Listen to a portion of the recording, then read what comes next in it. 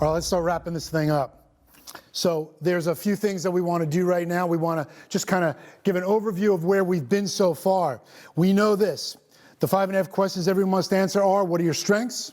What are your weaknesses? What are you passionate about? What's your brand? What do you believe? And the most important, the half question, why?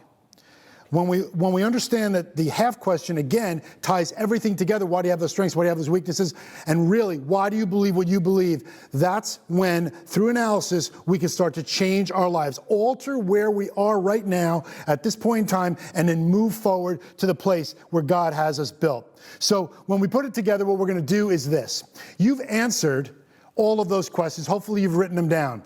What we're going to do now is we're going to take 5 minutes, and I want you to put it together. And what we're calling this is a snapshot of you.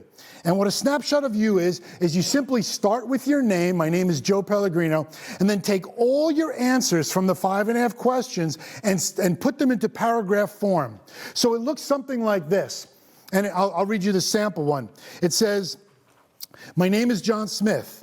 My strengths include leadership, perseverance, creativity, drive, and vision. My weaknesses are self-confidence, writing, detail work, and saying no to others. I'm passionate about others becoming all they were created to be. I'm also passionate about my family, who I love very much. At one time, my brand was not good, but I believe now that has all been changed. People who know me believe I'm a man who cares very much about others and wants to see them attain purpose and success in their lives, that I will do what I can to help them get there. I also believe people trust me, and that if I say what I say, I will do. I believe in the words of the Bible, and therefore believe that Jesus is the Savior of the world. I believe I was made for purpose, and that is what I try to strive for. I believe this because I have gone through life with me being the focus and nothing ever worked. While I experienced success, there was never true fulfillment or joy. After studying the scriptures and opening my eyes to the world around me, I saw truth which has firmed up my belief system and unleashed purposeful identity in my life. That is a snapshot of you right now. Here's the goal. We want you to put them all together as best as you possibly can. And then what I want you to do is I want you to share it with somebody who you trust, who you love, and who loves you, and ask them, is this who I really am? Remember the question, what's it like to sit across from me? What's it like to be there? Well, guess what? This boils it down to actual verbiage. And what I want you to do is take this snapshot of you, this snapshot in time. Today, this is how I see myself through my eyes. Is it really who I am? And if not, in love, here's the kick, in love, can you please tell me, what have I missed? Have I overstated something? Have I understated something? Please tell me. Take 5 minutes and try to write it out.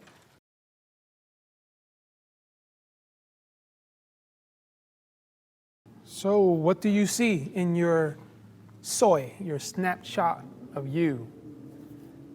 Does it depict the person you desire to be?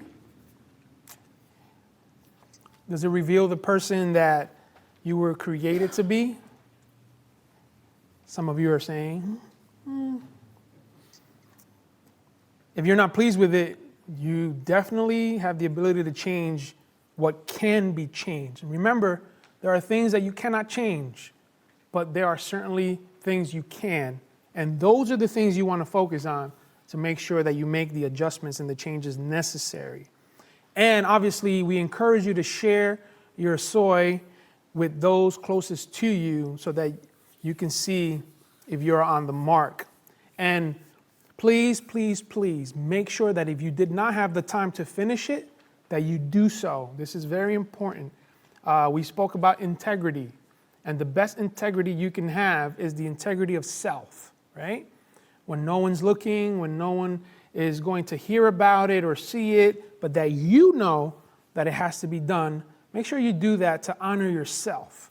Honor and have dignity in what you're trying to accomplish in this matter. I mentioned earlier that I have learned that identity is both a noun and a verb. I just kind of want to go over that one more time. When you decide the noun of your identity, again, the person, Christ, the place, your mind, your heart, and the thing, your character, this is what's going on. When we look at the suffix side, right, it means to kill. If you put some words in front of it, it tells you to kill what? Like homicide means to kill somebody, suicide means to kill yourself, pesticide, insecticide means to kill some rodents or some insects. But when you decide who you are really, you kill who you're not. Identity is a choice. You are the summation of your choices. Choices that impact not only you, but the world around you. Just like this session today, right now. It's just not for you, but it's for you. It's for you, but it's also for when you go back and whom you influence and whom you're going to touch. God's going to put in your life. It's going to prepare you to communicate to that language, that voice of God, that they will have vision for their life too and learn who they are for real. That makes sense? Who you are today is not necessarily indicative of who you will be tomorrow. That's the verb part. Okay, identity is also a verb. You got to continue to become, continue to recreate yourself over and over again. Listen, Jesus says we're not going to be fully who we are in him until he comes back and we see him. We can live 100 lifetimes and not be fully who we are. Our identity, our true identity, there's a limitlessness to it. And you're going to see that too when you look around and you see all the identities that other people are choosing. It's so limiting. Those identities are so limiting. You now know what you possess. Your strengths, your weaknesses, your passions. Now, unless it translates into action, you can never be who you were built to be.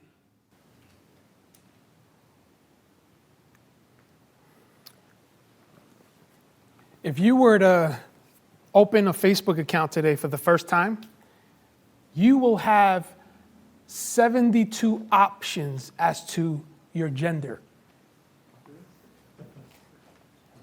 Yes, 72 options. You can scroll down and pick, essentially choose your identity to open a Facebook account.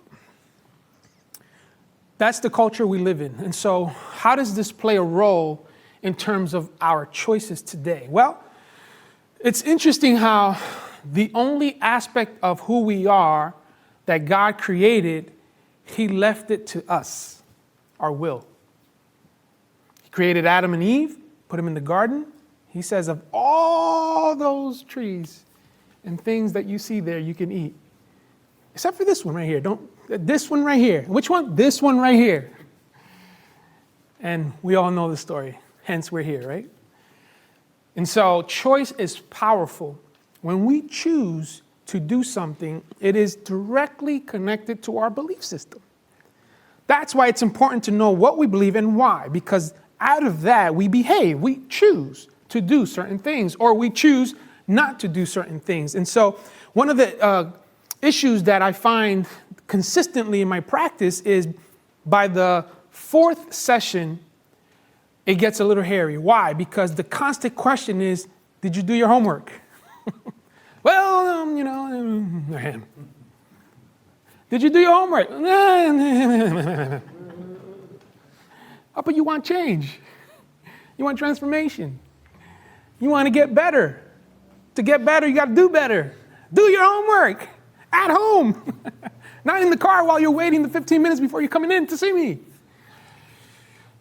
Choice is difficult, but when we choose, we have to be willing to commit to the consequences of that choice. And remember, our brain rewards us for the choices that we make. So if we choose to be disciplined, if we choose to go to bed at a certain time every day consistently, guess what? There's a neurotransmitter called gamma. And GABA comes in, it secretes within us, and it gives us also the access to melatonin, or the psychological word is, serotonin, which kind of averages our mood and sets us to relax start dimming the lights throughout the house. We don't go from having watched a movie with lights like this, or being all around the house doing activity or on a screen, whether it's our devices, tablets, or phone, and then want to go to bed. You're not going to go to sleep because your brain is saying, you're supposed to let me know that you want to go to sleep. Give me some chance. Give me an opportunity to say you're winding down. And so these are disciplines that we have to choose that will affect our identity. Why? You may say, well, how does that relate? Well, it relates because it's a discipline that we say we're going to do what we choose to do based on what we believe and the reason we believe that, based on our strengths, knowing our weaknesses, based on our passion and the convergence that exists. See, it all ties together because it will give us a picture of our identity.